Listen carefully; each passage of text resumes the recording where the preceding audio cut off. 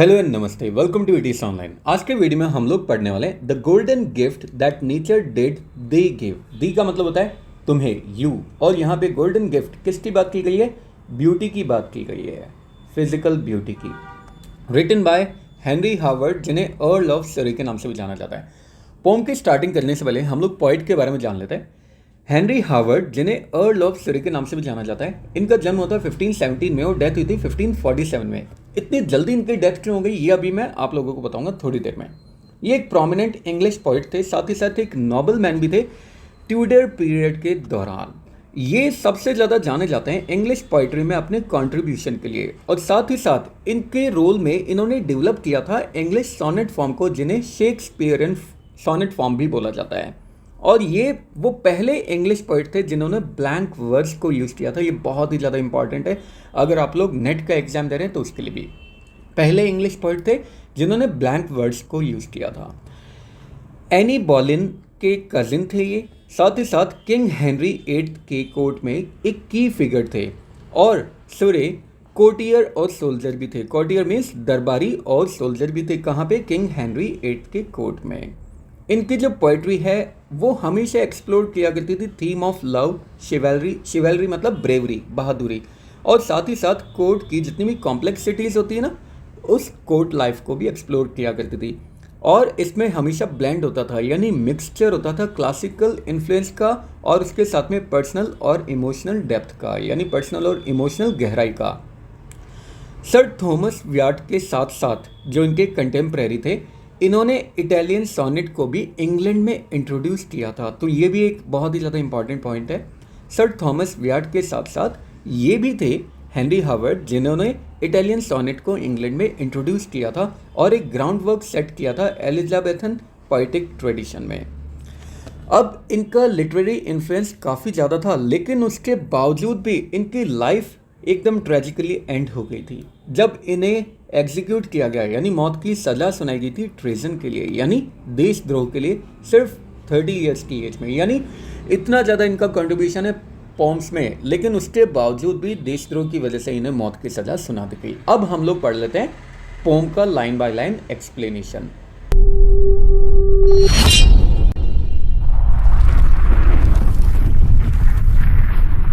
The golden gift, यहाँ पे golden gift किसको बोला गया है? ब्यूटी को बोला गया है, फिजिकल ब्यूटी को बोला गया है। सो इस पोम की थीम मैं बता देता हूँ। यहाँ पे जो पोइट है वो अपनी लवर की तारीफ भी कर रहा है और साथ ही साथ उसको कुछ इंस्ट्रक्शन भी दे रहा है कि वो अपनी फिजिकल ब्यूटी को किसी भी एडवर्स तरीके से यूज़ ना करे, यानी उसका फ़ायदा ना उठाए। So the golden beauty that nature, nature यहाँ पे बोला गया है गॉड को, did the give, the means you, तुम्हें। सो पोइट बोलता है अपनी लवर को, the golden gift that nature did the give, nature ने तुम्हें जो गोल्डन गिफ्ट दिया है, यानी जो फिजिकल ब्यूटी तुम्हें दी है, किस लिए दी है? To fasten friends. Fasten means होता है बांध के रखना, जिससे कि तुम अपने फ्रेंड्स को बांध के रख सको, अपने नए नए फ्रेंड्स बनाओ। And feed them at thy will, thy means your, और उनको अपनी इच्छा पे फीड कर सको, यानी उनको अपनी इच्छा के मुताबिक चला सको, ऑर्डर तुम दे सको। तो तुम्हें फिजिकल ब्यूटी क्यों दी है? ताकि तुम अपने दोस्तों को बांध के रख सको और अपनी इच्छा उन पे थोप सको।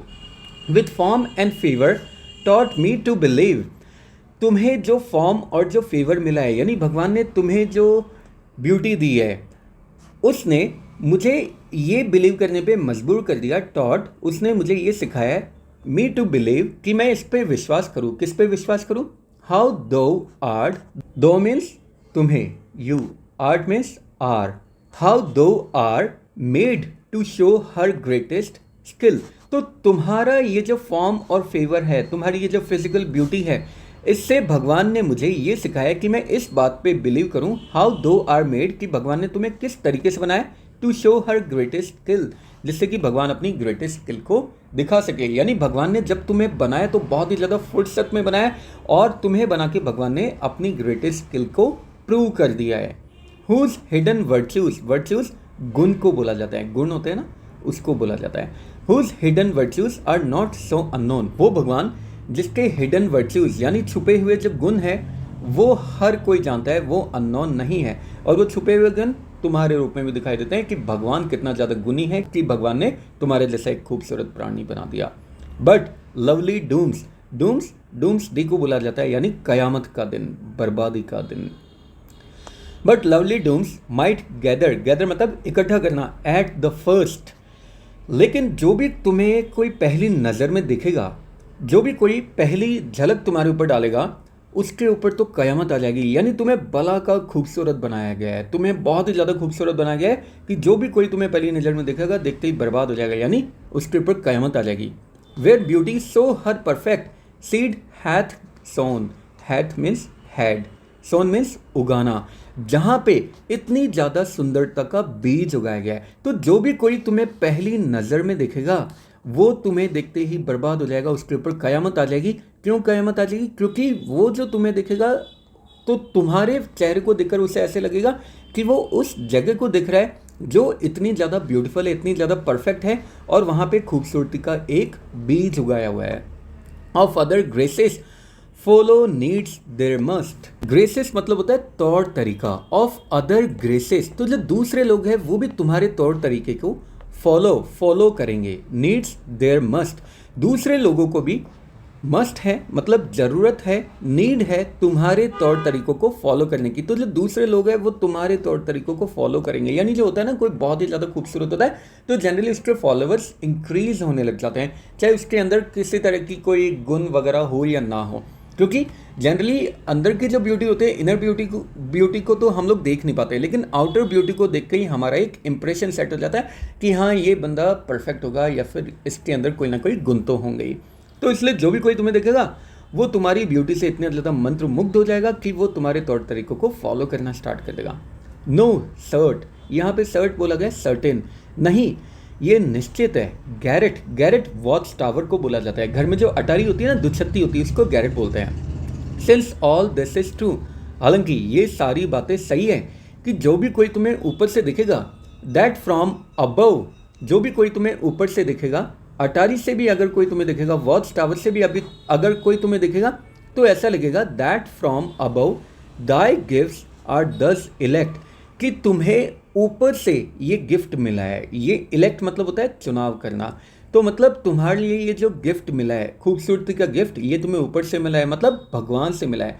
तो ये बात सर्टेन है कि अगर वॉच टावर से भी कोई तुम्हें दिखेगा तो उसको देख के तुम्हें देख के उसके मन में एक ही ख्याल आएगा कि ऊपर वाले ने तुम्हें बहुत ही ज़्यादा खूबसूरत गिफ्ट दिया है, और वो खूबसूरत गिफ्ट क्या है? तुम्हारी खूबसूरती, तुम्हारी ब्यूटी।